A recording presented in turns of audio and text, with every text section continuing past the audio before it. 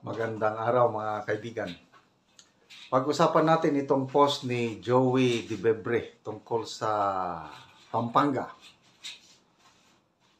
Sabi niya, is it because of the first province that has a bring home PRRD rally in Luzon? So, hindi ko na-monitor kung kailan yung protest rally ng mga Kapampangan para panawagan, pabalikin si PRRD. Kaya lang, tapos na, sabi ni Joey Di Bebre. Ito, mayroong communication from Malacanang to Senate President. Basahin ko Office of the President, Malacanang, March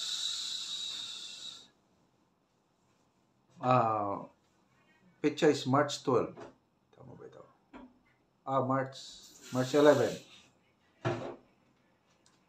The Honorable Senate President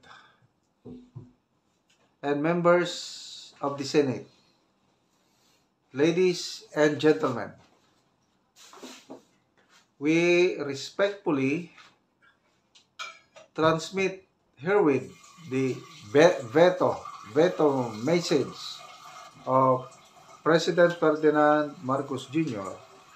on enrolled Senate Bill number 2797 and House Bill number 10634, an act declaring the province of Pampanga as the culinary capital of the Philippines, pursuant to the provisions of Article 6, Section 27.1 of the 1987 Constitution.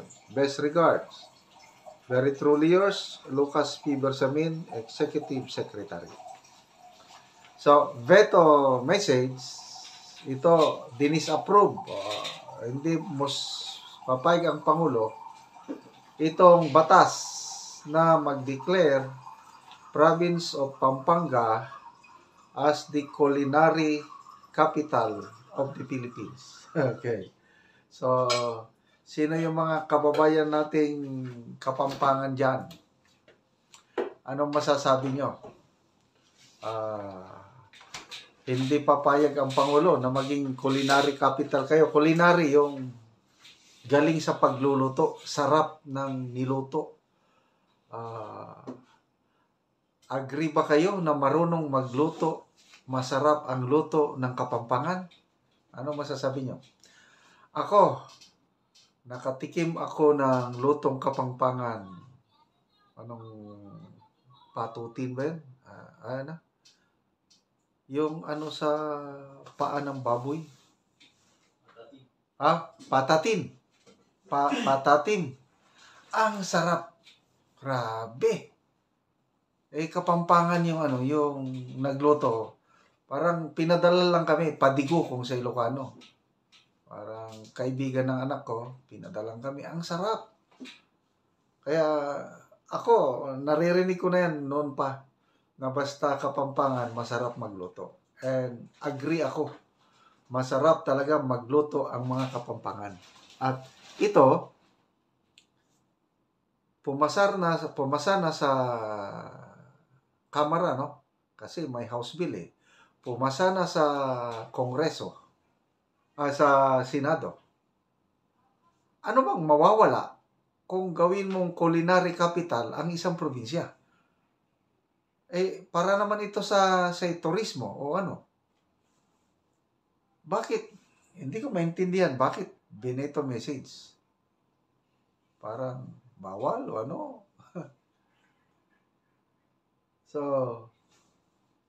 sabi nga ni Joey Di Bebre, dahil ba nag-rally ang taga Kapampangan na bring home PRRD, dahil ba nandyan si former President Gloria Macapagal Arroyo? Nagtatanong nga lang naman. So, kaya magbasa tayo sa people who reacted. 6,600, 4,700 ang tumatawa. 1,500 lang ang like. Comments. Free thinker. Tacloban daw kasi dapat ang culinary capital. Waray, Leyte. Wala akong masyadong naririnig na marunong magluto o masarap ang luto sa Tacloban. Ito talagang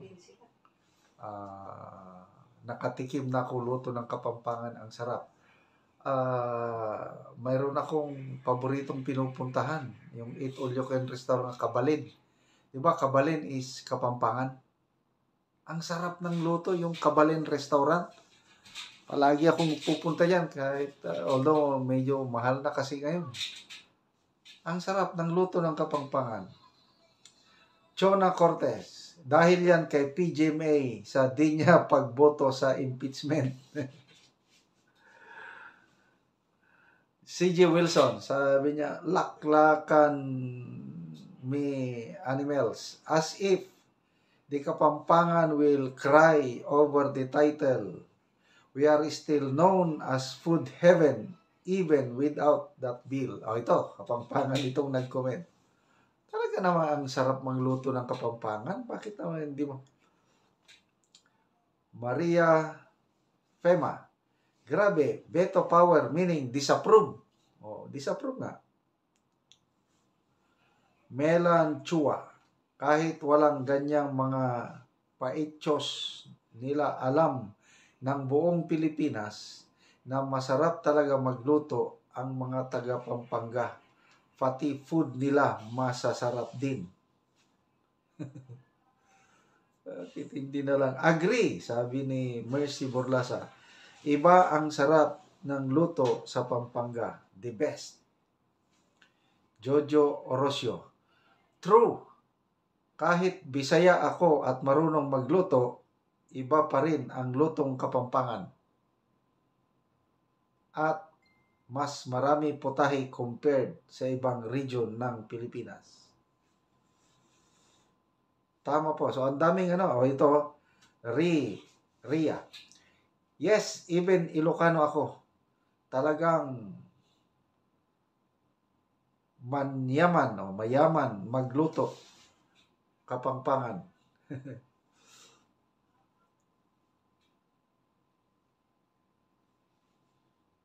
Roberto Maria Rosal Arquesa, do you really need a Republic Act to make that claim? O nga, hindi na kailangan.